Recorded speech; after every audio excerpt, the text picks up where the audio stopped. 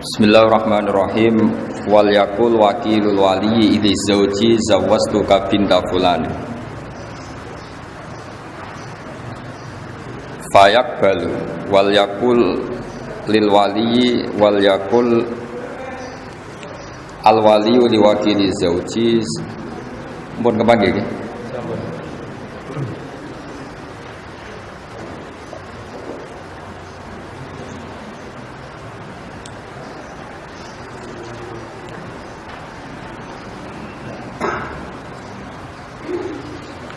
Wal yakulil waliyu liwakili zauji zawattu binti fulanan fayaqulu wakiluhu qabiltu nikahaha lahu fa illam yakul lahu wa nawahu lam yasihan nikahu li anna syuhuda al mustarata huduruhum fihi kama taqaddam latila alahum alaniyah.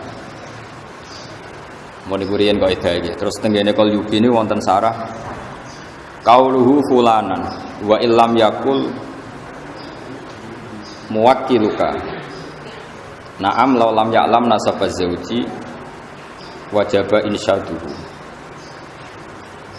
wa tasbutul wakalah bi qauli mudaiha haitsu taquda syuhud saterusé niki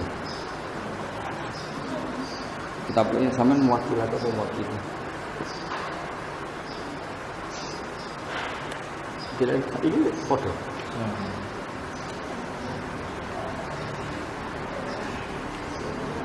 sorry itu foto.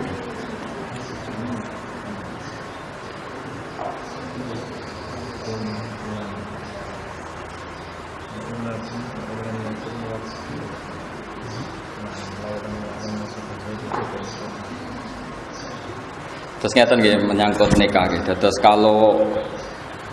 kalau wakilul wali itu biasanya misalnya kan saya bilang misalnya saya nikahkan Haris kan misalnya zawat angkah duka wa zawat duka binta fulan. Kalau yang tidak mukhtalaf alaih kan alladzi qad wakalani nggih, alladzi qad wakalani atau mewakili gitu. Tapi kalau di Indonesia itu hampir pasti itu sah. Makanya ini kan saya ajarkan ke antum ini tatbiki fikih. Tatbiki fikih itu begini ya. Di Indonesia itu kan saya sering alami ya, misalnya ada taukil kan walinya mar'ah tadi, waliul mauliyah tadi kan taukilnya ishad di depan umum. Misalnya Gus, saya pasrah Anda menikahkan putri saya bernama ini. Terus saya bilang di depan umum saya terima apa? Saya terima perwakilan itu. Kemudian kalau dalam tradisi di Rembang misalnya wali kan terus ke sana gitu. Pokoknya enggak di majelis. Kalau di sini di majelis enggak? Enggak ya? Kalau biasanya di majelis enggak setelah taukil? Loh enggak, banyak yang enggak di majelis. Ayo coba yang enggak di majelis ngaco. Enggak setelah taukil itu walinya di majelis apa? Di majelis. Kalau dari zaman lari. Kabur. Enggak. Apa? Keluar. Oh, ya keluar. Enggak di polling di itu. Enggak ya. Ada yang di majelis. Dari mana teman? Yang di majelis berapa? Ngaco yang di majelis. Yang walinya agak lari. Berapa juga? Dua.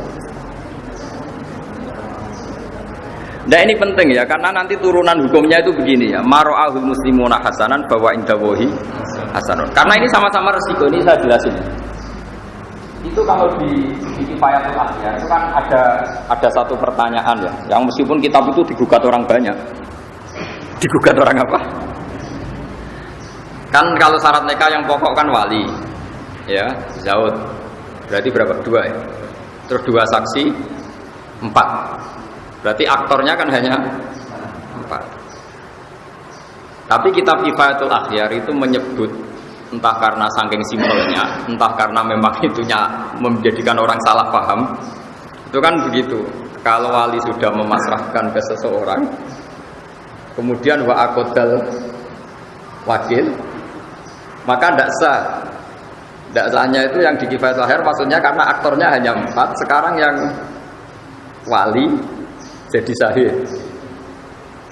Berarti sahihnya kan 1. Itu kan jadi masalah besar. entah saking ikhtiarnya kiai Jawa entah gimana, walhasil itu karena takut takbir itu wali itu nggak boleh di majelis karena di situ ada ancaman wahadorol wali wakodel wakil. Paham sih kalau maksud itu? Padahal suratul masalah itu beda dengan yang kita alami karena kita alami itu kan saksi banyak sekali. Paham ya? Wali wis wong ra kanggo, pokoke wis bar nyekseni ya sudah. Sehingga wali ketika tidak mengatakan saya ini mewakili, wali apa wakilul wali tidak mengatakan Allah dikot wakalan itu mewakili, ini kan sudah diisbatkan apa? Itu sah karena suhud atau saksi itu kan tahu semua kalau kita ini hanya menikahkan atas nama apa? Wakil. Tapi kalau kebalikannya, misalnya saya menjadi wakilnya Haris dalam menerima nikah. Katanya misalnya angkah buka was begini, terus saya hanya bilang qabil tu nikah atas wija bin Mari Maktur. Saya lupa atau sengaja bilang lagu. Maka ini untungnya ulama bilang batal. Gak ada ulama yang mengatakan itu menjadi milik saya. Sabar Pak Yurapi Pak Haris kan. Nah,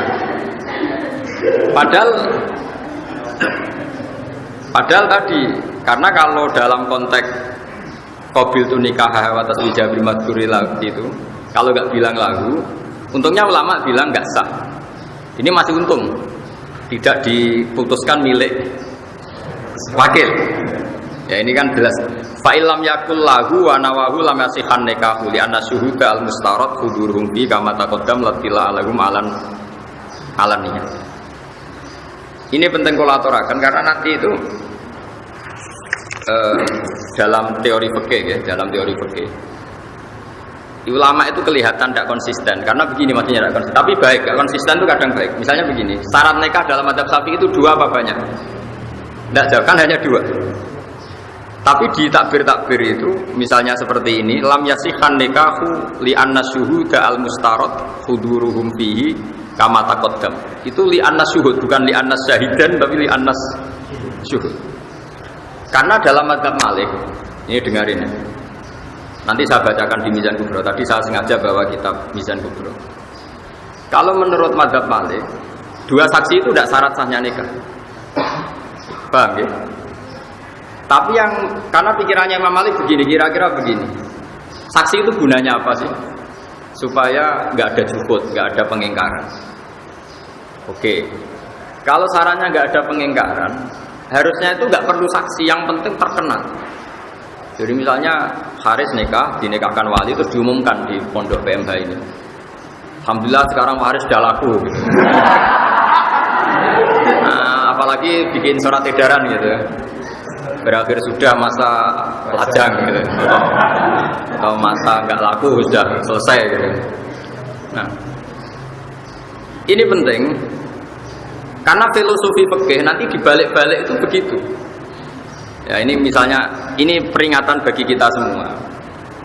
Jadi kalau Imam Malik ini kelirunya orang-orang yang kawin sirri ya. Kadang-kadang pikirannya kalau misalnya dia wakilah, sahid itu tidak syarat.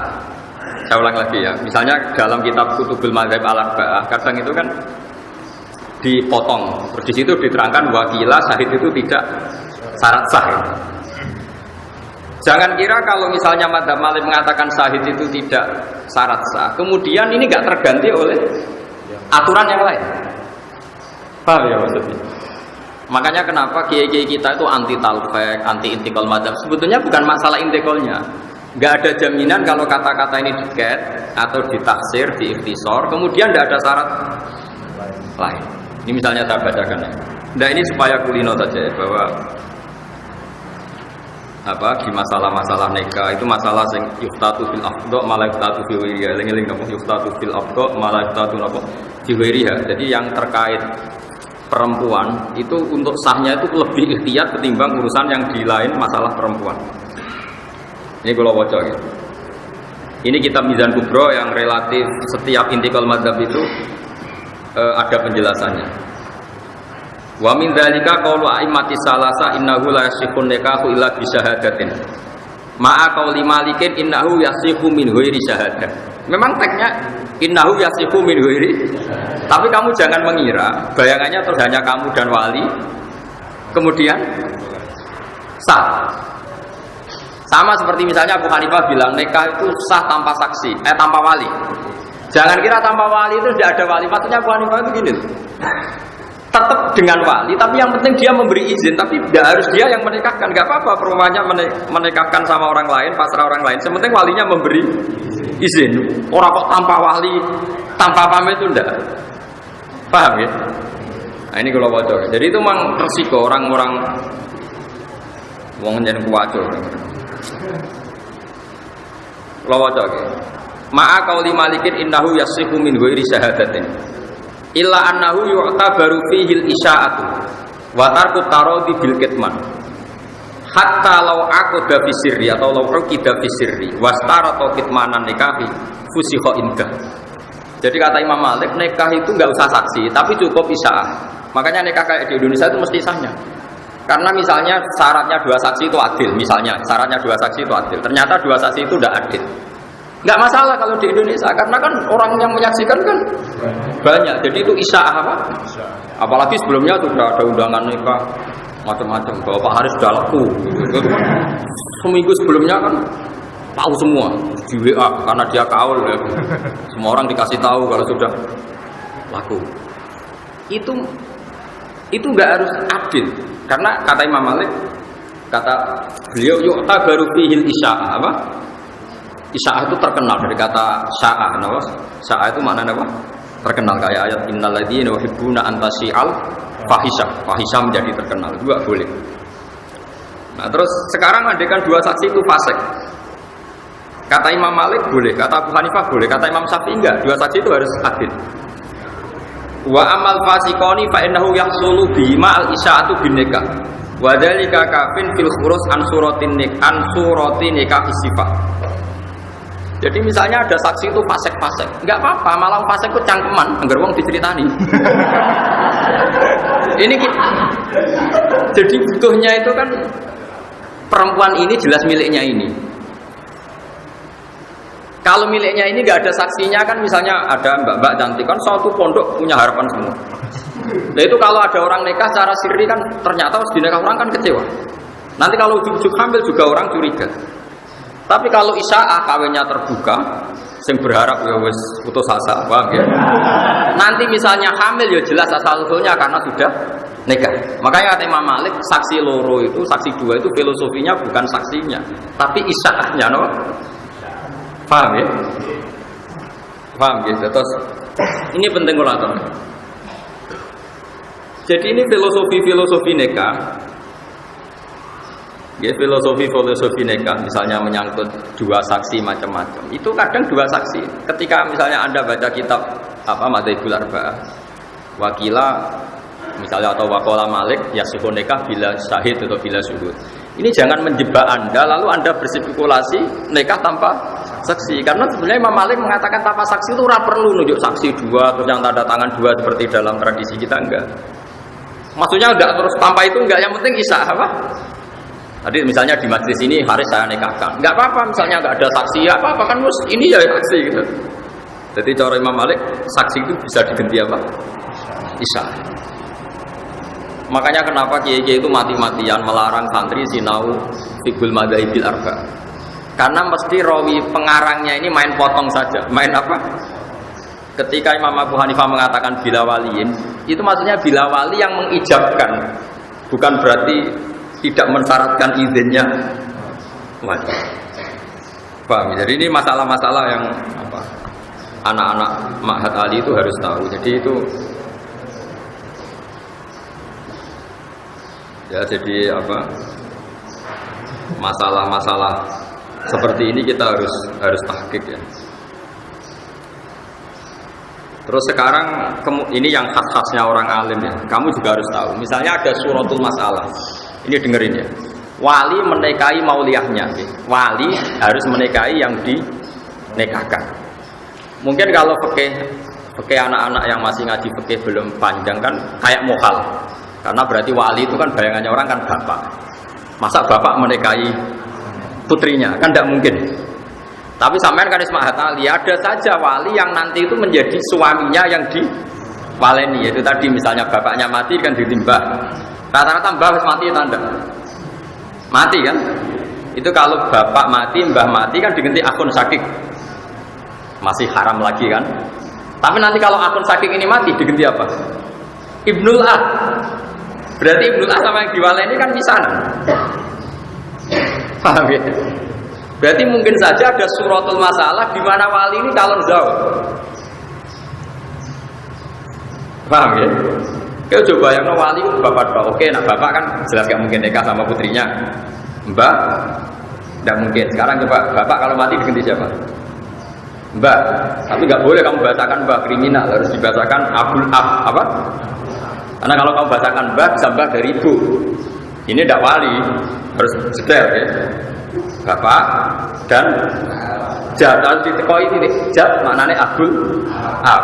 Karena kalau kamu bilang mbak tok nanti resikonya nang mbak kok ibu bolong-bolong. Karena kalau mau Jawa mbak itu bisa.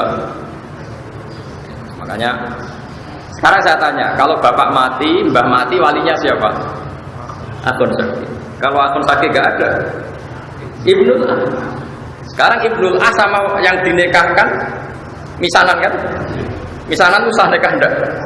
Salah. Padahal kalau nanti wali-wali akrab itu mati semua atau hilang, walinya kan misanannya itu. Jebule ingin sendiri. Paham? Ini Mahatali itu, gue keren-kerenan Mahatali tau bakas itu.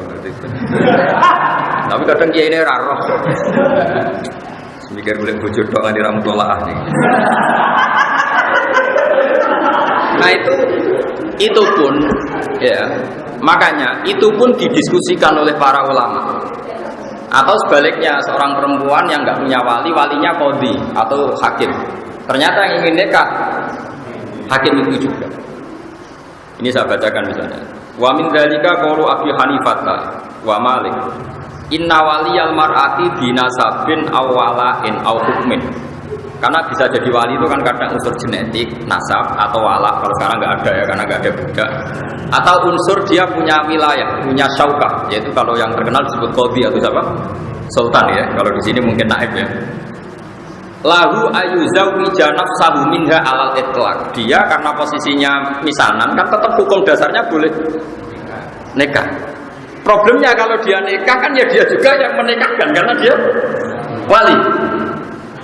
Wah, senam peking. Dan kita Mahatali ini gaya-gayanan kan. Ya di Mahatali mau ijazah terus goblok malah sini-sini mau. Ya.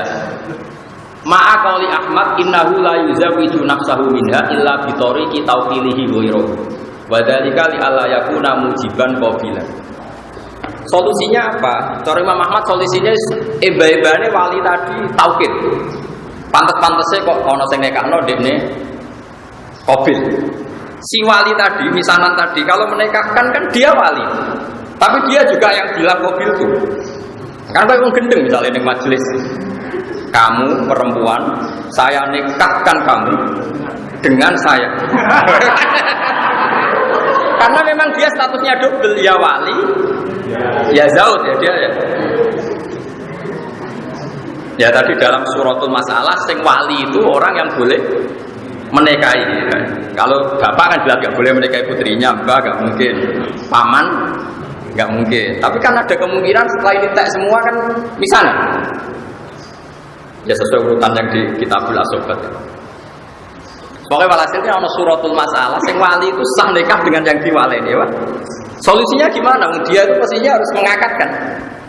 Tapi dia juga qabil penerima nikah. Solusinya kata Imam Ahmad, pantas-pantas saja. Jadi yang bilang gini, misalnya saya bilang, aku akad no. Dan yang punya otoritas tauqil memang saya, karena saya ini wali.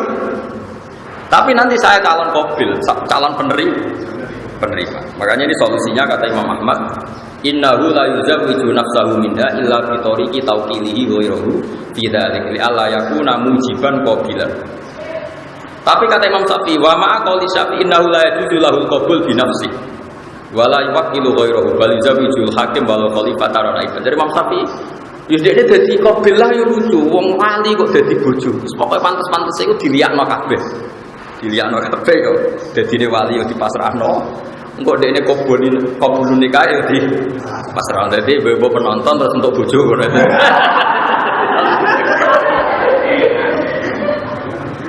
Karena kalau dalam fikih itu ada pantangan ya, istilahnya kalau di Fathul Mu'in itu ada ittihadul qabid wal muqbid. Enggak boleh dalam satu akad ada satu orang jadi dua aktor, namanya ittihadul qabid wal muqbid. Misalnya gini, Haris punya utang saya 1 juta. Ya Haris punya utang saya 1 juta. Terus kebetulan dia juga mustahik zakat. Dan saya juga harus zakat ke Haris. Saya tidak boleh bilang gini, Haris, uang saya yang di kamu 1 juta minongko zakat saya ke kamu. Itu tidak boleh karena Haris adalah qabid, penerima zakat. Dia juga mukbid, menerimakan zakat ke dirinya sendiri. Kalau dalam fikih kan masalah ittihadul qabid wal mukbid. Ya sama seperti wali yang boleh menikahi yang diwalikan. Karena tadi misanan tadi misalnya suratul masalah apa? Misanan ya dalam jawab bahasa Indonesia apa? Sepupu ya kan. Misanan apa? Sepupu ya. Itu kan sudah boleh nikah kan. Tapi problemnya dia itu wali ya. Kalau dia menikahkan dan dia qabil kan ittihadul qabid wal muqbid, dia sendiri yang menikahkan. Mana misanan duwe misanan ayu penak iso ngancam. Nek gak rabi rata nikahno sapa-sapa. Dimbargo lho. Tapi di fikih itu gampang. Kalau wali nggak mau menikahkan perempuan yang ingin nikah, apalagi perempuan tadi sudah akilah balighah dan menunjuk lelaki yang disenangi, itu kalau wali menolak disebut wali adil. Kalau wali adil itu sulibati wilayah hak walinya dicek. Jadi itu masih ada peluang. Jadi ini kalau ngancam dibalik diancam, nggak apa-apa, malah wali kamu hilang, nggak kabur. Jadi itu ya ini penting ya, ini fikih-fikih yang harus Anda ketahui. Terus ini ada masalah-masalah yang harus diketahui juga, ini yang sering terjadi di Indonesia. Ya semoga ya ini meskipun kasus tapi harus dipelajari. Kan banyak juga kita ini sering ngadepi masalah di mana orang yang sewu kecelakaan. Jadi sebelum nikah sudah hamil. Itu sampai sekarang jadi perdebatan. Ya sebelum nikah sudah hamil. Itu baik dinikahi yang menghamili maupun enggak, itu ada iddah apa enggak? Saya ulang lagi ya. Kalau dinikahi orang yang menghamili atau enggak, itu perlu iddah enggak? Karena posisi apa?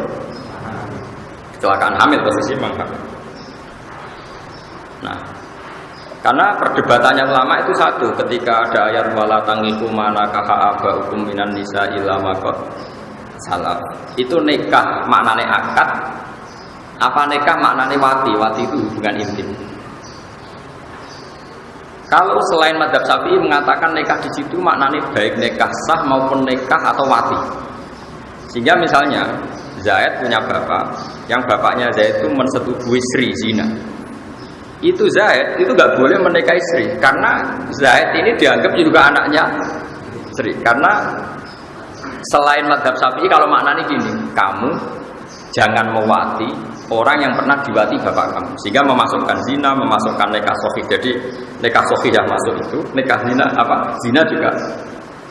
Tapi kalau mazhab Syafi'i tidak, nikah itu kalau tidak sahih atau hubungan intim kalau tidak sahih itu enggak mutabar, apa? Enggak mutabar. Sehingga ini agak dianggap hamil, sehingga ya ada iddah. Makanya ada kiai-kiai Jawa. Makanya nanti tak polling semua. Di daerah kamu kalau ada orang kadung hamil, rata-rata dinikahkan nunggu lahir apa enggak? Enggak, boleh. Di daerah kamu mungkin pernah dengar-dengar. Enggak usah nunggu kelahiran tuh. Kok pengalaman deh, suara kan. Enggak, di polling aja ini dijawab karena agama ini butuh konsensus. Saya sudah bilang tadi, mara'ahul muslimuna hasanan bahwa indawahi hasan. Saya sendiri munfarid atau ahadi. Saya enggak boleh berstatement hukum sendiri, harus nunggu konsensus. Saya ini termasuk orang bisa baca kitab, tapi kalau saya ada kejadian, pasti saya tanya zaman bapak kayak apa, Mbah Mun kayak apa, dulu zaman Mbah Zubair kayak apa. Karena kita butuh konsensus, paham ya? Karena ini masalah ijtihadiyah, itu yang mengesahkan adalah konsensusnya ulama, disebut apa? Ijma. Dan sama saya tanya, kalau ada orang hamil sebelum nikah, lalu kalau mau nikah, baik sama yang menghamili maupun enggak, nunggu melahirkan enggak? Ya enggak yang betul. Enggak ngaco. Enggak kan? Alasannya apa coba? Loh kok enggak, itu bukan alasan kultural, enggak alasan pakainya kenapa? Karena tadi kalau dalam madzhab Syafi'i yang dikatakan hamil menjadi hukum iddah yang hamil yang karena akad sahih. Nasab juga sama, yang dikatakan nasab saya lewat nakah sahih. Sehingga dalam madzhab Syafi'i misalnya ada seorang hubungan intim zina terus punya anak putri. Setelah itu 3 bulan dia nikahi. Anaknya nanti bapaknya nggak bisa jadi wali karena anaknya putri tadi tidak bisa intisab ke bapaknya karena produk ilegal. Makanya kita sebagai kiai itu sering bilang gini, misalnya ada orang nyun sewu hamil 3 bulan, terus yang menghamili mau nikah, mau menikahi, oke kita nikahkan tadi, karena takut kalau nggak dinikahkan nanti zina lagi macam-macam. Itu pasti kita bilang begini sama bapaknya, nanti kalau anak kamu perempuan kamu udah walinya, karena ini kadung 3 bulan. Artinya karuan anak ini tidak faktor produk nikah sahih, sehingga intisamnya anak tadi kalau putri nggak bisa ke bapak. Paham ya? Ini kamu harus ngomong gitu. Ini kulil haqqa walau kana murran, kamu jangan diem. Nanti kalau kamu diem, anaknya nanti dinikahkan bapaknya. Sebenarnya dia bapak betul karena memang mani yang jadi dia anaknya. Tapi tidak bapak cara syar'an karena produk dan nikah sahih. Kalau sampai kamu tidak ngomong, kemudian nanti anak tadi besar dinikahkan bapaknya tadi, itu nggak sah karena bapaknya kakeknya tidak walinya, ya tidak wali karena tidak nikah apa. Ini masalah-masalah yang sering terjadi, makanya saya membantu Anda tak tunjukkan takbirnya atau nasnya ulama dulu nanti dimusyawarahkan sama Pak Haris. Tapi jangan hanya musyawarah. Carikan kasus masalah ini yang sudah terjadi di masyarakat. Biasanya kiai setempat Anda kayak apa? Karena ini penting. Saya bahkan berpendapat bagus-bagusnya hukum itu kalau kiai sing ra ngalim yang nglakoni. Itu berarti jadi konsensus. Jadi apa? Konsensus. Ini penting saya aturkan. Begini misalnya, saya itu berkali-kali berdoa sama Allah. Kehebatan orang Indonesia itu sing ra roh hukumnya ketok alim. Gara-gara dia dikonsensuskan, hukum itu harus saja misalnya begini, ada orang fasik gak sholat, dia gak sholat, gak zakat, gak puasa, tapi menjadi gerakan massal di Indonesia, namanya ngawinkan putri itu harus ngundang kiai, sehingga orang gak sholat, gak zakat, gak puasa, kalau putri nikah yang ngundang kiai. Ini jadi konsensus, sehingga orang fasik sing gedeng kiai lama, pendak ngawekno anak itu ngundang. Akhirnya nikah ini bisa berjalan secara syar'an. Karena kiainya datang terus tanya, ini ada hubungan kerabat enggak, mahram enggak, rodok enggak. Kalau sudah memenuhi syarat, dinikahkan secara sah. Meskipun orang ini benci kiai, tapi dia dipaksa oleh satu komunitas nikah undang kiai ku elek, koyo rasa. Ini pentingnya konsensus. Padahal si walinya tadi nggak ngerti pentingnya kiai, bahkan benci kiai seumur-umurnya. Nah menurut saya dalam konteks seperti ini kiainya wajib datang, karena dengan dia datang berarti nikah yang terjadi adalah syar'i. Begitu juga saat tadi ngaji di di Jepara sama Gus Yobur tadi, hukum itu contoh gampang tuh orang mati. Saya contohkan, saya ngaji di mana-mana tak contohkan. Orang minum atau minum oplosan terus mati, bapaknya ya fasik peminum, anaknya fasik peminum, mati minum oplosan. Jadi konsensus pokoknya kudu ngundang kiai, sehingga si mayit yang oplosan pun kita sholati, kita kafani, kita mandikan ala Islam. Karena harus jadi konsensus, wong fasik lah itu butuh perlakuan seperti itu butuh, paham ya maksudnya? Ini penting harus kita pertahankan. Jangan sampai nanti orang fasik punya model sendiri dalam menyelesaikan jenazahnya. Karena orang soleh tidak mau datang, terus orang fasik punya tandingan kaifiyah merumat jenazah. Saya kalau mati ya kudu beni arah, terus pinggirnya ada wong ceki. Makanya menurut saya orang fasik pun kalau mati kamu harus tahlilan. Terus gerem-gerem lah tadi. Bagaimanapun ini menetapkan tradisi. Kalau sampai kita tidak mau tahlilan hanya karena dia mati bunuh diri atau mati apa tadi itu oplosan, nanti kalau nggak ada tahlilan mereka bikin tandingan tradisi, yaitu kiai ragil tahlili yang mesti anggur cekit anggur remi. Nanti kamu yang salahkan Allah karena tradisi yang sudah benar, yang orang fasik pun melakukan, kamu tidak mau hanya karena risih mayatnya itu fasik. Makanya saya lagi-lagi butuh konsensus. Kita ini sebisa mungkin hukum yang digandaki Allah dan Rasul jadi konsensus. Hatta alal fasik, sampai orang fasik pun terpaksa dengan tanda kutip terpaksa melakukan hukum. Itu juga yang digandaki Allah, ikhtiar tau'an au karha. Kalau ada hukum Allah itu harus terjadi tau'an au karha, baik kamu suka ataupun enggak suka. Orang fasik itu enggak suka kiai. Tapi di Indonesia itu alhamdulillah kalau nikah maupun mati itu butuh. Tetap kadang kiai ini rodok khawarit mutung malah. Wah, urip-uripe gedeng kiai ana adzan nyetel dangdut kon nyolati sorry. Ini rodok geblek ya seperti itu, tidak boleh. Kita nyolati itu bukan demi mayitnya, demi kelangsungan tradisi Islam merumat jenazah. Paham ya? Karena kalau kita tidak nyolati, kemudian mereka punya tradisi sendiri, kita malah repot. Paham sih kalau maksudnya? Terus kedua, kalau mayit ini mati karena oplosan, terus kamu membaca sholawat dalam tahlil, membaca la ilaha illallah. Saya sering ditanya kiai, tetap yang untung kamu. Kan hadisnya man sholla alaiya wahidatan shollallahu alaihi asal. Siapa yang baca sholawat saya satu diberi sholawat Allah 10. Sekarang yang dapat pahala itu yang baca sholawat apa mayitnya? Yang baca kan. Masa kamu ngamal soleh rugi? Mangko la ilaha illallah dalil dakhalal jannah. Yang baca la ilaha kamu apa mayit? Kamu kan ngapain kamu rugi? Masa ibadah ngerasa rugi? Semuanya itu fasik kelas dan urusan ini pengen. Sebener kok itu tadi. Wa may yamut wala jantuk min dzambihi fa amruhu mufawadun bi rabbi. Semati untuk tobat urusane pangeran. Sementing kita menjaga tradisi.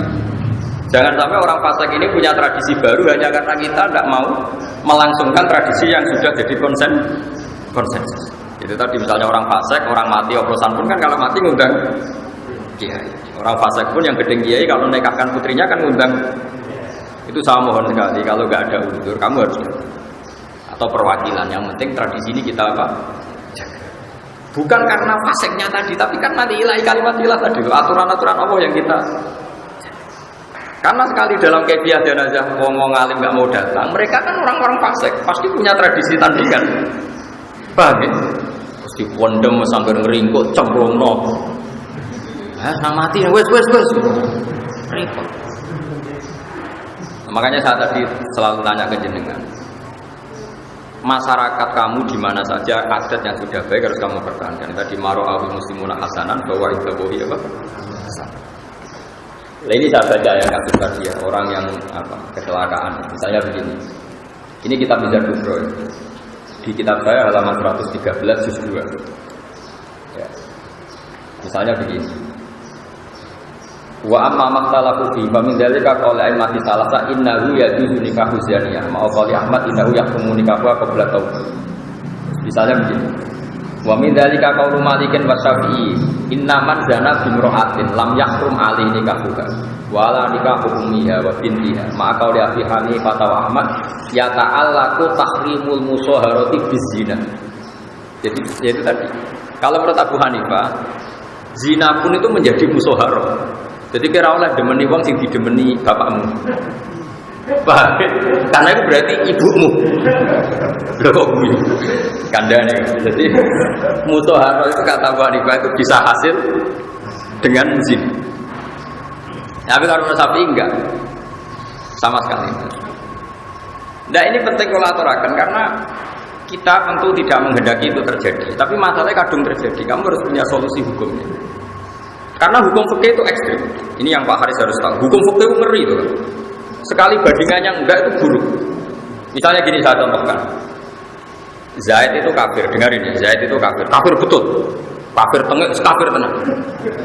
Enggak, ini dengarin. Awas sekali salah ini murtad masalahnya. Ancamannya itu murtad. Zaid ini kafir tengah. Terus datang ke Pak Haris. Pak Haris, saya ini mau masuk Islam. Coba saya ditalkin syahadat. Saya diajari syahadat. Terus kata Pak Haris gini, karena ada yang Jeporo engkek itu terus, dia mau bawa benarin kalau dia meloteh. Itu Pak Haris itu murtad dalam hukum fikih. Karena Zaid yang murtad tengah ini murtad betul, kafir tengah ini. Ada kekafiran sekian menit ke depan yaitu 10 menit yang gara-gara Pak Haris. Karena dia bisa menghilangkan kekafirannya Zaid saat itu. Fauran. Tapi gara-gara dia nyuguhin teh, gawe teh 10 menit. Sekarang kafir yang 10 menit terakhir gara-gara siapa? Gara-gara Pak Haris. Jika dalam fikih termasuk murtad adalah kaqauli rajulin pada seorang guru lakini al-Islam sumakola ikhtasil. Contohnya di Bajuri hanya gitu. Ada orang bilang, Pak Yai saya ajarin Islam. Terus kamu bilang, kamu mandi dulu. Itu saja masalah. Karena kekafiran harus dihilangkan secara fauran. Dan kekafiran 10 menit adalah Anda sudah terlibat. Karena Anda bisa menghilangkan saat itu juga. Kenapa nunggu dibikinkan teh, minarak dulu, macam-macam. Makanya kalau ada seperti itu, sama tak ajari. Pak Kiai saya ajari syahadat. Kamu harus bilang, oh nggih nggih. Wah jenengan nek ini nak Allah tunggal. Paling enggak bahasa Jawa dulu, segampang-gampangnya. Nah setelah itu enggak apa-apa, berarti sifat kafirnya hilang, enggak apa-apa kalau ada acara sosial ngeteh-ngeteh dulu atau mandi enggak apa-apa. Di Jogja itu ada beberapa kali orang sowan saya. Gus itu kalau seremonial pengislaman di masjid-masjid UGM, di masjid UI itu gimana? Saya bilang enggak apa-apa, tapi anggap saja itu seremonial. Tapi siapapun pertama yang ketemu si kafir ingin Islam harus mensyahadatkan saat itu juga. Soal seremonial gak apa-apa nanti di masjid UGM, UI atau di masjid mana saja. Tapi kalau seremonial itu awal diislamkan itu tidak boleh, karena berarti membiarkan sekian hari. Misalnya mau ada orang mau Islam, mungkin mau menisan ke masjid seminggu malam gitu pas Jumatan. Wah itu menurut fikih yang ekstrim, itu malah kiainya tadi yang jadi murtad. Karena dia ridho dengan berjalannya murtad sekian hari. Nah contoh gampangnya gini, ini fikih ekstrim ya, makanya fikih itu juga punya cara ekstrimnya. Begini misalnya dibalik, Senin mau Islam, terus sama Haris dijanjini nanti aja nak Jumat karena saksinya banyak. Terus Selasa mati juga, terus dia masuk neraka. Gusti, kowe rokok ke kafir. Jare sinten kula kafir Senin badhe sampai Pak Haris kan ngenteni Jumat. Ada kan masalah.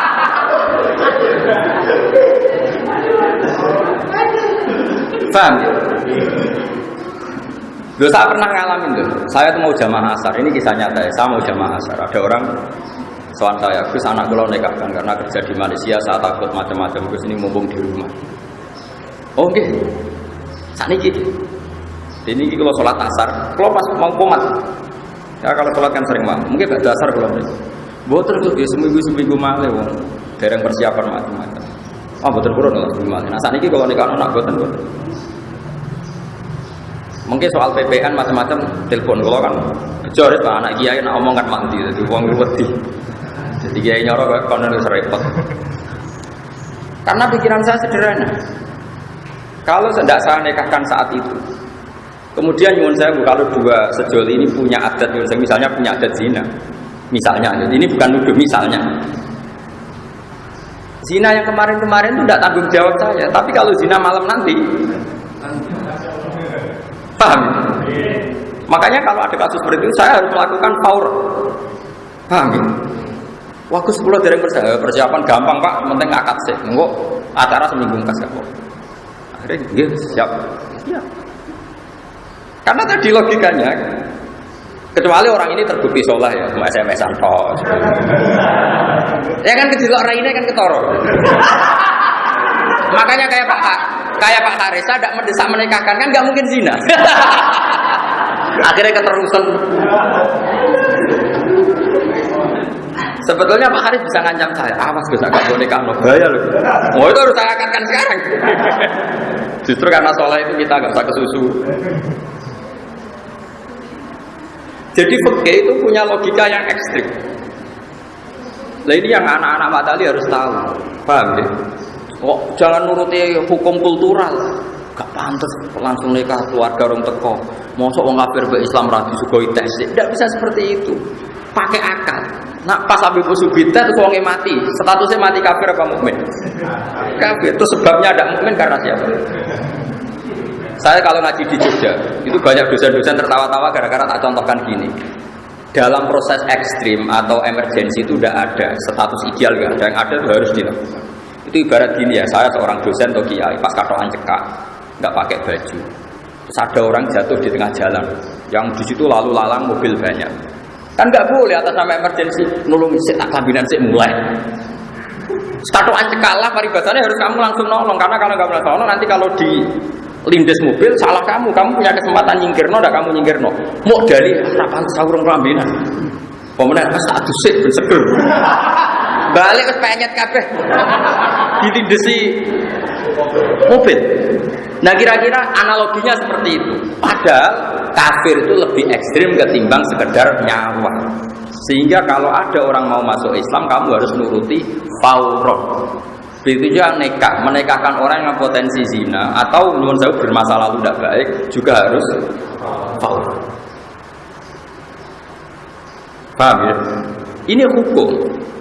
Sama nggak boleh protes pakai rasa. Nanti kalau dibuktikan pengiran repot itu tadi. Ada orang mau masuk Islam Senin. Karena umumnya ada seremonial di masjid, kamu dulu hari Jumat. Ternyata Selasa mati. Coba. Dia matinya kafir apa mukmin?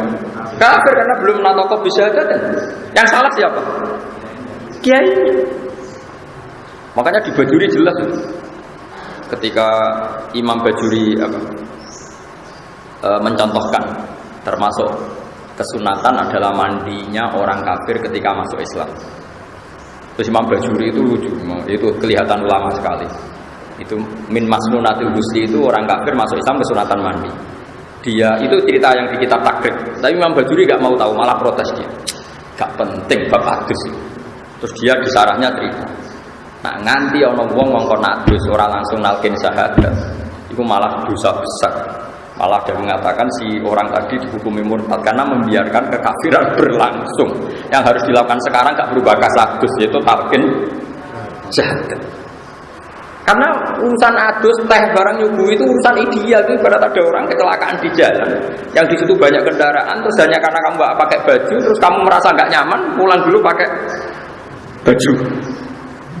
Paham ya? Terus kembali sudah kepelindes. Kamu termasuk pembunuh enggak? Termasuk penyebab kematian sama. Mau Islam Senin kamu biarkan nunggu Jumat seremonial, Selasa mati. Kafirnya tanggung jawab siapa?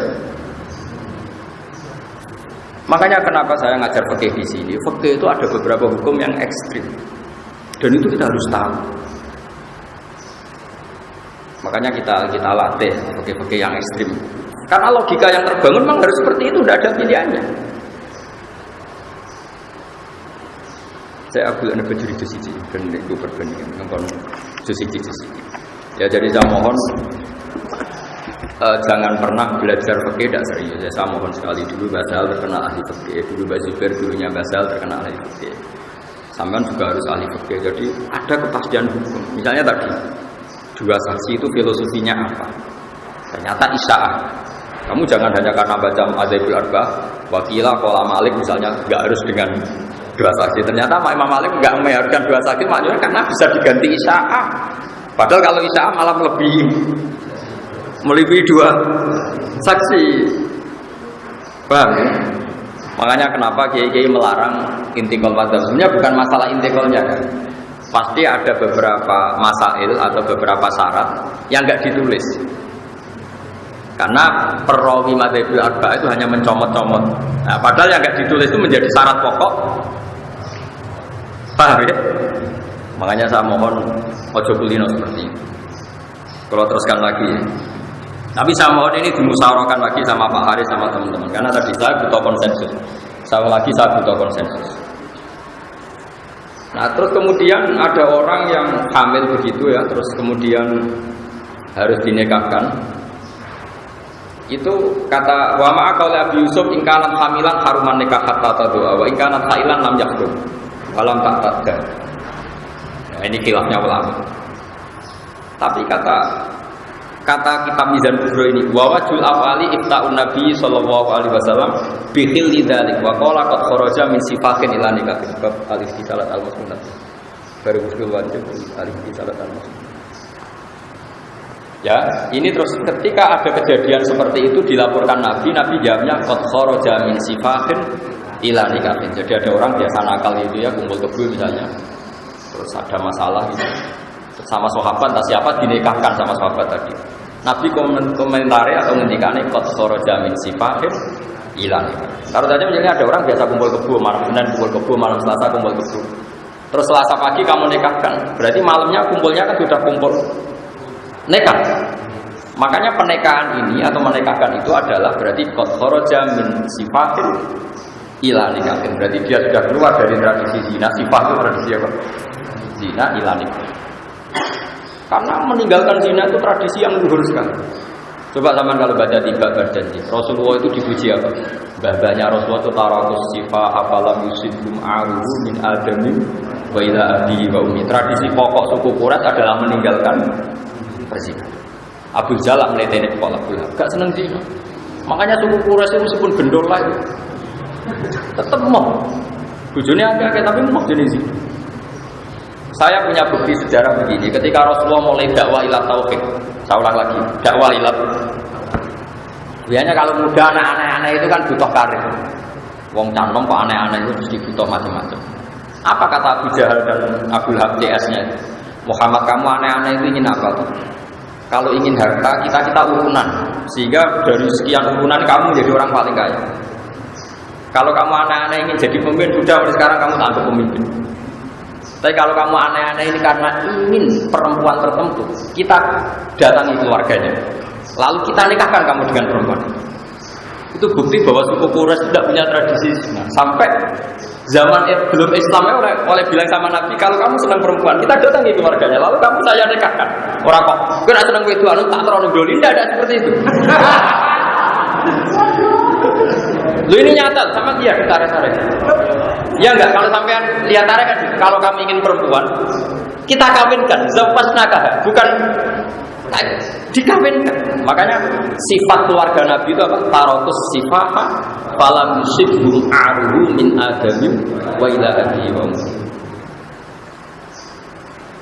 Jadi nikah itu luar biasa, sampai kemuliaan keluarga itu ukurannya tidak sifat. Artinya kalau ada kesempatan nikah, kenapa dibiarkan? Harus dinikahkan. Makanya saya pernah ditantang naik Gus, nikah seperti ini tuh masalah menurut negara ini. Saya bilang gini, kamu urusannya negara, aku nak gak langsung ya urusanin rokok. Urusanin dipecat, aku urusanin rokok. Aku urusanku, sembrono. Kecuali aku belum nanggung neraka, dia siap. Akhirnya dalu-dalu kok itu tekok. Iya non nikah, tapi nak ratu non tekok rokok, siap. Kowe ancaman dipecat iki neraka ya. Jadi itu hukum wis ketemu. Termasuk hukum. Ini ya, ini di kitab Bajuri, di kitab punya Pak Haris ini halaman 154. Juz berapa ini? Juz 1. Ini kata ya, qauluhu wa huzulul kafir idza aslama. Ya, wa huzulul kafir idza aslama. Jadi kalau orang kafir mau Islam sebaiknya memang mandi. Ini masih katanya Fathul Qorib. Kitab Fathul Qorib itu kitab matan, tentu belum detail ya, belum apa? Detail. Ya saya ulang lagi ya, kata kitab Fathul Qorib termasuk mandi sunat adalah kalau orang kafir mau Islam dia kesunatan mandi. Dohirnya ya kan dia mandi dulu baru. Tapi itu dikritik, langsung dikritik oleh syarah. Sebenarnya ada dikritik ya, memang harusnya itu salah, memang itu masalah. Kalau hanya begitu redaksinya itu masalah. Meskipun Fathul Qorib tentu niatnya ada begitu, mungkin niatnya ya ada seperti itu. Ya kalau ngarang kitab matan itu kan resikonya kan takbir sedikit, tapi orang nggak boleh salah paham kan resiko. Haris seneng bapak itu kalimatnya sedikit, cara Haris cukup, tapi ternyata tidak memahamkan. Akhirnya kan nggak payu rapi. Itu resiko matan, resiko kitab nopo. Kalau wajah ini jelas ya. Tapi tentu pendapat tadi itu ekstrim, yang saya baca. Wa ghuslu kafir idza aslama. Wa law qala wa ghuslu man aslama lakana aula li annal ghusla yadkhulu waqtuhu bil Islam. Sekarang mulai kesunatan mandi itu setelah Islam pas belum Islam. Setelah Islam, makanya Sarah kecewa sama matan. Harusnya jangan begitu. Kowe kan Mahat Ali dadi sawangane iso nyarai kan. Ojo kok maca matane wis keliru kan. Pokoke aja kei ijazah wis. Pokoke maca keliru ora usah kei S1. Nanti saya yang komen. Tapi kalau kiai kan biasanya gampangan apa-apa. Kalau waca. Ini kata Imam Bajuri. Wali annahu la sabila ila ta'khiril islami ba'dahu ba'dal muslim. Saya ulang lagi. Wali annahu la sabila ila ta'khiril islami ba'dahu ba'dal muslim. Bal sarrahu bi takfiri man qala li kafirin ja'ahu li muslima idhab fattasil summa aslam.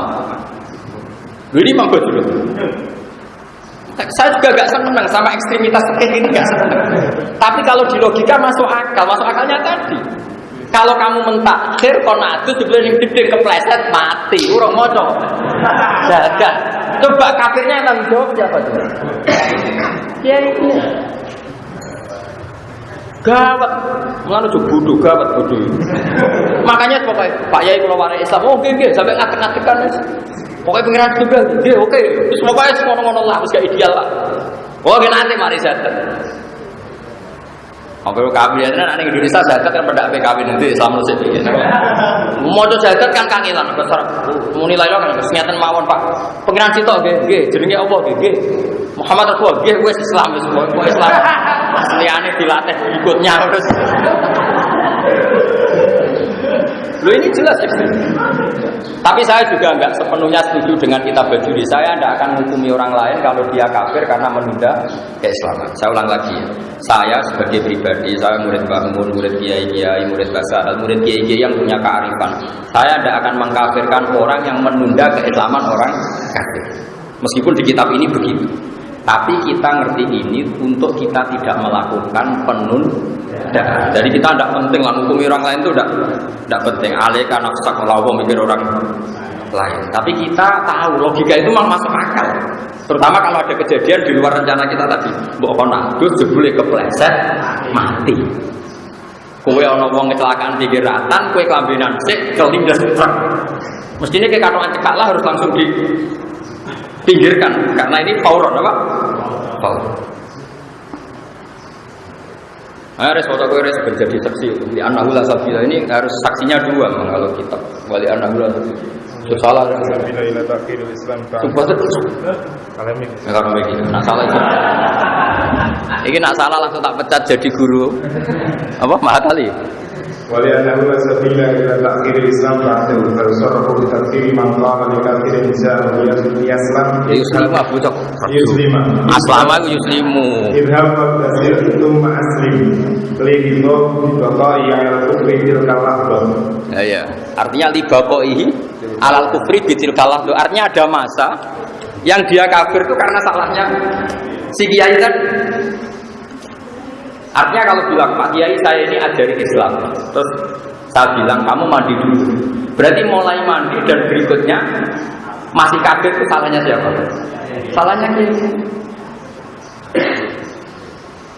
Itu kalau normal tak apa-apa kan berarti belajar ide urip kena dosa tetap problem nak mati kan tapi makanya saya bilang begitu bisa ekstrem problemnya itu kalau berarti mata halal kufrinya kiai tadi terlibat. Ya saya ulang lagi ya. Balsor rohu.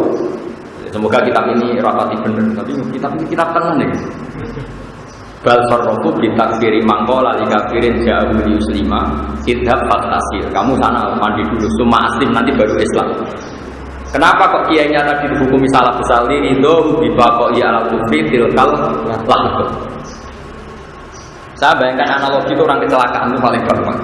Kamu hanya pakai katok cekak, ada orang kecelakaan di jalan. Tentu Anda sebagai orang rumah mungkin mau pakai baju dulu.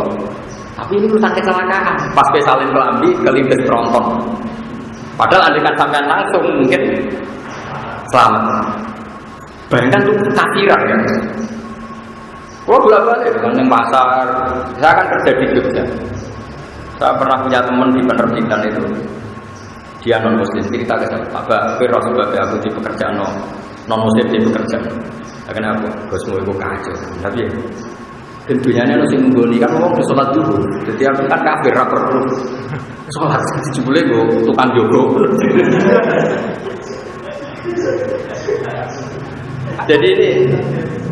Jadi misalnya kok di percetakan atau di penerbitan atau di jalan kok orang ketemu sampai konsultasi Islam. Pak Kiai saya ingin Islam. Kapan ya baiknya? Sama harus melatih satu itu juga dengan bahasa paling mudah. Karena kan tidak harus bahasa Arab. Semuanya dengan bahasa paling mudah. Jiran ikrarke nak pangeran setunggal. Ya namanya Allah. Ya Nabi dalam Islam namanya Muhammad. Ya sudah muslim. karena tidak harus bahasa Arab. Lah nanti pas seremonial nggak apa-apa, 2 minggu lagi di masjid disaksikan orang banyak, terus ibu-ibu bahasa Arab macam-macam lah, semua masalah. Tapi penting selesai dulu, Pak. Ya sama lah seperti kita nyingkirkan orang kecelakaan di jalan, orang kudu langsung neng kasur kan, terus neng selokan lah, penting orang neng ratan gitu. Lah iya kan taruhannya kan orang kok kepengen ideal, sih boleh nong ranjam sih, terus neng RSI sih boleh ranjam sih. Malah kepelintis. Dalam kondisi emergensi itu tidak ada kata ideal, adanya pokoknya selesai. Nah ini khawatir saya anak-anak Pak Tali itu nggak terbiasa dengan hukum-hukum yang ekstrim. Makanya bohong kalau ada orang bilang fikih itu hukum furu'iyah, nggak mendesak baik. Dalam hukum-hukum seperti ini itu serius ngawur. Wong sing ngomong ngene ora iso fikih kan, padune ora iso fikih terus ngomong begitu sembrono. Pepe fikih diarani furu'iyah, nak akidah disebut usuliyah. Furu'iyah itu kan nak contohnya wong di masjid kesunatan yang nggo wangi adus, ini masalah Islam. Makanya Imam Bajuri mengkritik kenapa sih kitab Fathul Qorib mengatakan kesunatan mandi bagi orang kafir yang mau Islam dari Imam Bajuri orang tambah kasagus tentang Islam jadi orang tambah kasagus tentang apa? Agus barang dibakat. Nah, ini kearifan ya, makanya saya mohon ya, jadi dalam beberapa masalah yang harus diselesaikan sekarang harus sekarang. Makanya kalau saya ditanya sekarang, Gus saya ini punya uang 50 juta, saya punya istri mau haji, saya jawab haji sekarang itu fauron. Dulu di kitab-kitab fikih haji itu alat tarofi, tidak harus sekarang. Tapi sekarang itu kan kebalikan, harus bayar fauronnya kajinya jadi 17 tahun.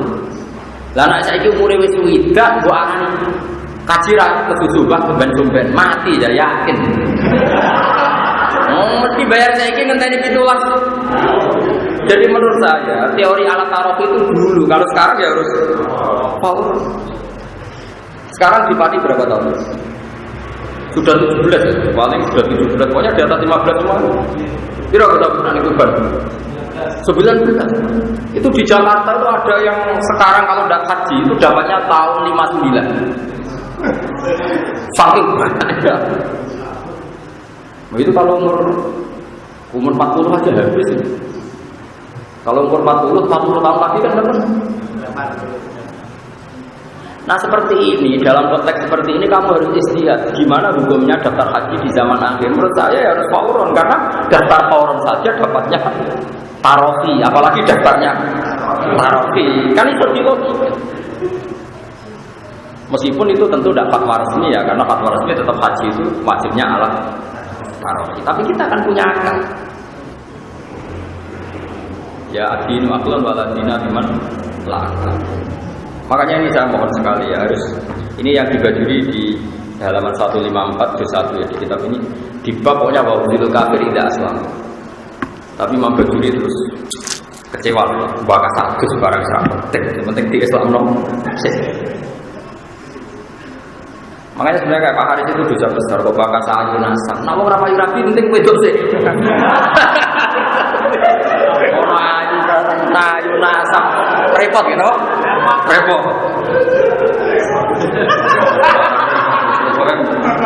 Urutannya wedok sih syukur.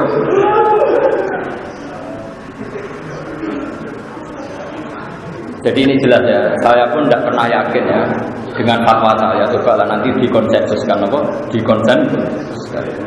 Jadi guys, kalau di Mizan Kubro itu milik saya halaman 113 juz 2. Jadi jelas ya, ketika ada orang yang biasa nakal nikah, ternyata Nabi itu ikut senang. Beliau ngendikan qad kharaja min sifahin ila nikahin. Jadi misalnya nyuruh saya ada pasangan kumpul kebo, malam Senin masih kumpul kebo, malam Selasa kumpul kebo, terus Selasa pagi minta Anda nikahkan, kamu harus mau.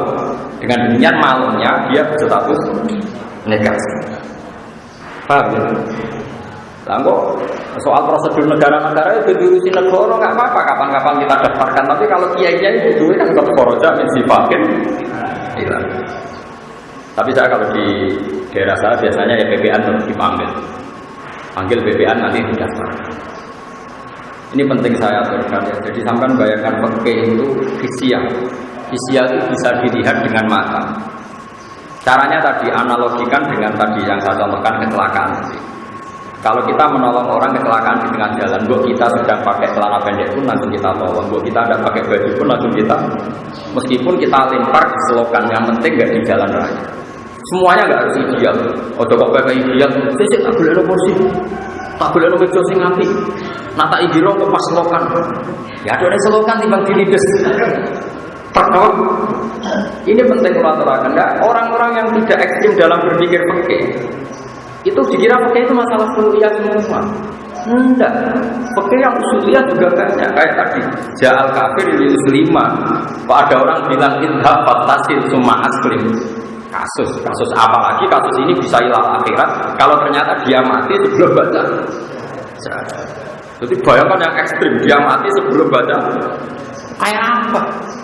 Salah sisi gara-gara nyoba teh. Nah, caranya sama kali ingin jadi alim gitu.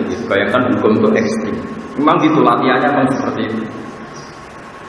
Latihan itu memang melatih itu dengan hukum ekstrim. Makanya kalau di mukadimah kitab-kitab belajar ilmu ini di salamatil abad untuk cari keselamatan abadal abad, yaitu dunia apa?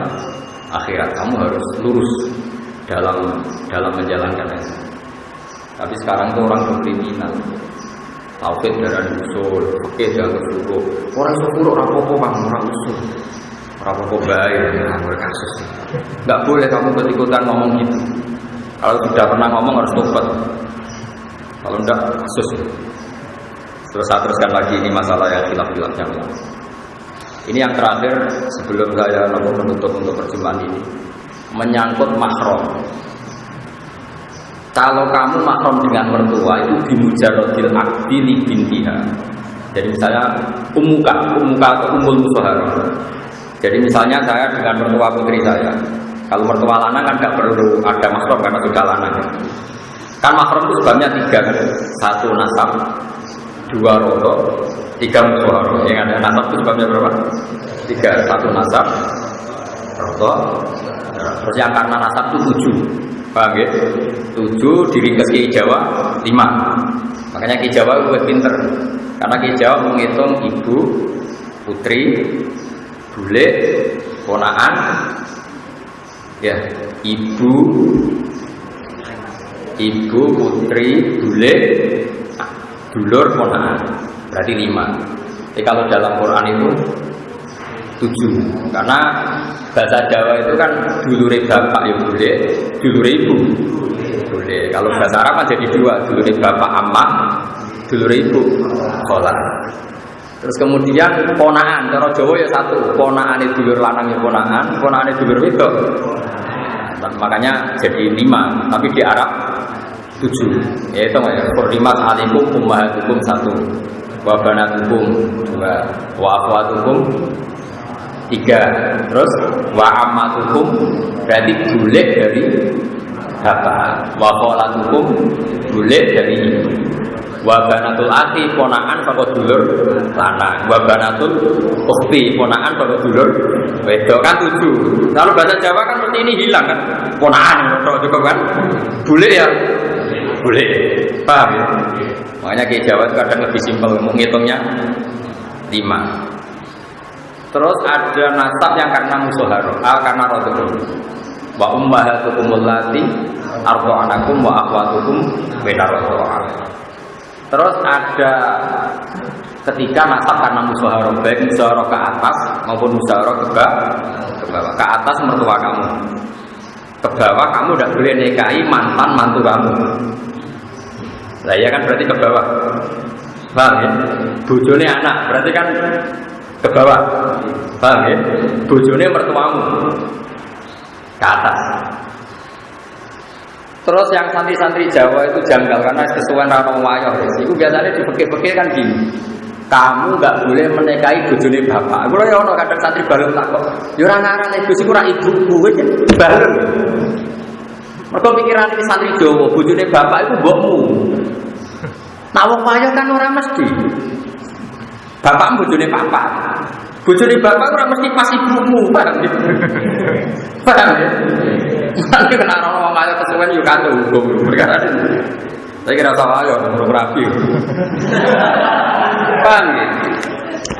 Jadi haramnya ibu kamu itu haram hurrimat alaikum ummahatukum.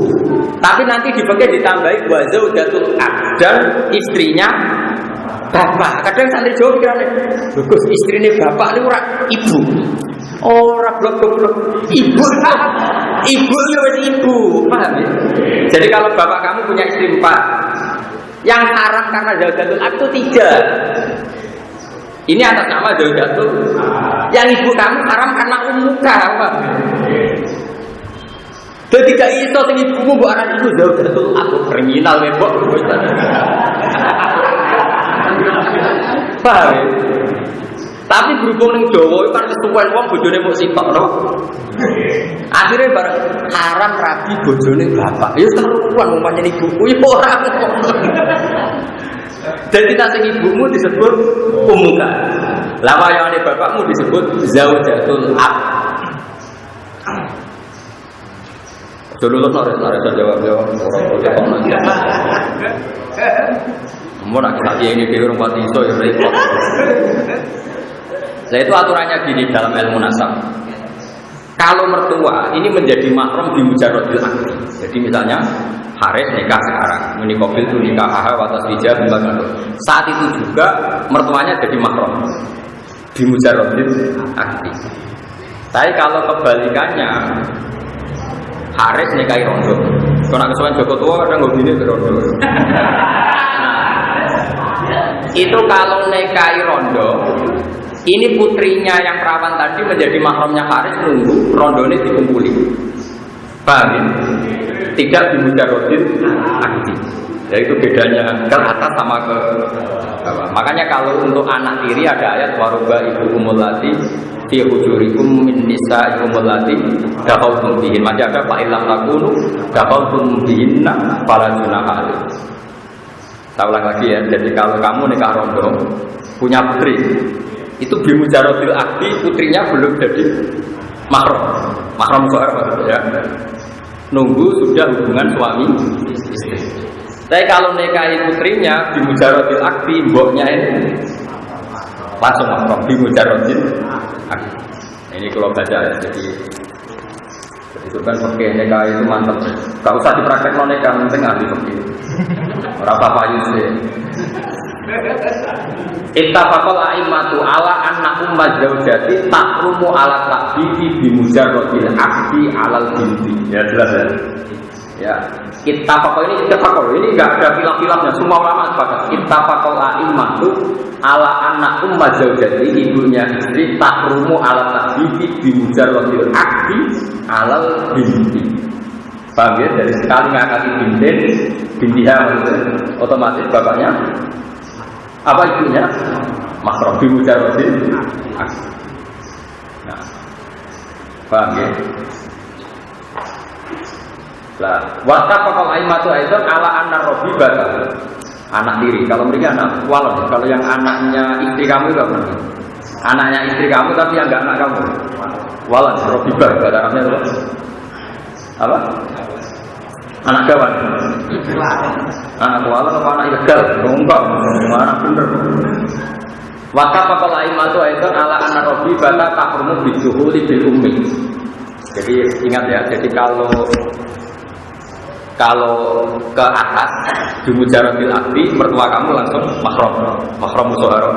Tapi kalau menikahi ibunya nunggu diduhul atau hubungan suami istri baru putrinya jadi apa? Mahram. Makanya di Quran waruba ibukumul lati fi hujurikum min nisaikum allati dakhaltum bihin. Fa illam takunu dakhaltum bihinna fala junaha alaikum. Terus anaknya istrinya anak kita. Wahala itu abna ikumul ladzina min aslab. Istri dari anak kandung kamu. Bukan anak angkat. Kalau anak angkat enggak apa-apa, kayak kasusnya siapa itu? Kayak masalahnya siapa? Zaid bin Harisah. Zaid bin Harisah kan anak angkatnya Nabi. Terus berarti Zainab binti Jahsh pernah jadi mantunya Nabi. Tapi kan akhirnya di nikah Nabi itu kan tidak anak kandung. Ya, jadi yang haram itu istri dari anak kandung. Wahala itu abna ikumul ladzina min aslabi. Jadi saya mohon sekali ya teman-teman ya, jadi kadang-kadang sama Pak Haris diskusi kitab Mizan itu bab nikah namanya, karena saya punya kepentingan, punya keinginan nanti di kampung itu macam-macam, sama harus punya solusi. Kadang-kadang kepeksa wali kadang yang aneh-aneh. Terus di Malaysia ini takbirnya marhalaten apa izin, wong sekarang bisa dihubungi lewat telepon. Terus kalau izin nanti tahu ke lewat telepon cukup enggak? Kalau terpaksa cukup, kesaksian dalam telepon caranya gimana? Tapi dengan membaca materi tetap nanti ketemu gambaran, meskipun dulu nggak ada takbir tentang telepon, paham ya? Tapi kalau baca terus dan diangen-angen, nanti tetap ketemu jawabannya. Karena ilmu itu gampang. Kalau jeling dawe bangun nang ijazah itu, Mbak Karim ngene hak cara Mbak Karim, ilmu itu kayak rontok-rontok kayak maling kayak wong nakal. Bercekel sing ngaku. Mbak Karim dulu itu ngutus bangun. Gus itu mulang. Kalau dereng saged ngaji kan mulang. Gampang Gus, kita bukan cekal-cekal ngaku dhewe. Kita itu berarti dicekeli terus. Ayo ngaku ke macane piye. Itu guyonannya bakar. Ala Gus kitabku gampang, kok cekal-cekal sesuai ngaku. Aku macane faslun, aku macane yakrumu cekal-cekal. Plotat-plotote sesuai kan wedi. Mesti ngaku terus kowe maca terus bener padha wis. Ngaku. Begini misalnya contoh ya. Saya ini termasuk pengagum kitab Bukhari ya, kitab Bukhari. Saya beri contoh betapa mudahnya istidlal. Mudah sekali istidlal kalau bagi yang sering. Sekarang itu kalau nikah itu pakai lafaz enggak? Enggak, jawab saja. Pakai kan? Segot itu lafaz enggak? Sekarang tolak itu pakai lafaz enggak? Pakai kan? Segot, ya. Sekarang orang yang enggak bisa ngomong, akhros. Orang enggak bisa ngomong itu kalau nikah gimana? Mau enggak bisa ngomong. Atau kalau mau mentalak gimana? Mau enggak bisa. Tentu Rasulullah zaman Sugeng ya tidak sempat menghentikan detail-detail nikahnya orang akhros kayak apa. Kalau sewot ijab kabulnya diganti apa? Misalnya sampai bilang diganti tulisannya, kalau bisa nulis ya udah. Tapi Imam Bukhari itu unik. Sama nanti lihat di kitab Tolak. Imam Bukhari itu ngendikan begini. Ini apa loh? Babu sihati tolakil akhros. Bab tentang sahnya menceraikannya orang yang akhros. Artinya orang akhros sebagai suami menceraikan istrinya. Terus beliau bilang hadasana terus lucunya ngendikan gini. Qala Rasulullah sallallahu alaihi wasallam, ana wa kafirul yatim kahadaini fil jannah. Wa asyara ilal musabbihah wa sabab wa asyara ilal musabbihah wa sabab wal wusta. Wes itu. Asyharu tis'un wa isruna wa aqda yadaiha kadza wa hakadza wa hakadza. Wa hakadza. Terus gitu. Salat Aisyah itu data yaumin. Terus ditanya sama orang, Pak Asyarat nahwas sama. Intinya Imam Bukhari itu cerita. Dulu Rasulullah ketika memberi penjelasan, ana wa kafirul yatim kahada ini bejana saya dan para penanggung orang yatim seperti ini nanti di surga. Berarti saking apa? Cedaknya. Paham ya? Terus Nabi pernah ngendikan kemungkinan bulan Komariah itu hakada wa hakada wa hakada. Berarti ada kemungkinan berapa? 29 hari. Intinya begini. Wong Nabi yang bisa ngendikan saja kadang berganti pakai isyarat. Karena isyarat juga mufhimah, juga memberi paham. Berarti kalau isyaratul akhras memberi paham, maka isyarat itu sah untuk tolak maupun untuk nikah. Imam Bukhari oleh itu paham ya? Nah ya itu kan tawangannya kan tidak ada kaitannya dengan tolakul akhras gitu. Ya sama ngendikan hada wa hakadza wa hakadza kan tidak ada kaitannya dengan angka 29. Tapi toh orang menjadi Pak. Taruh saja misalnya Pak Haris di sini, Pak Haris tahun baru di Wangsul.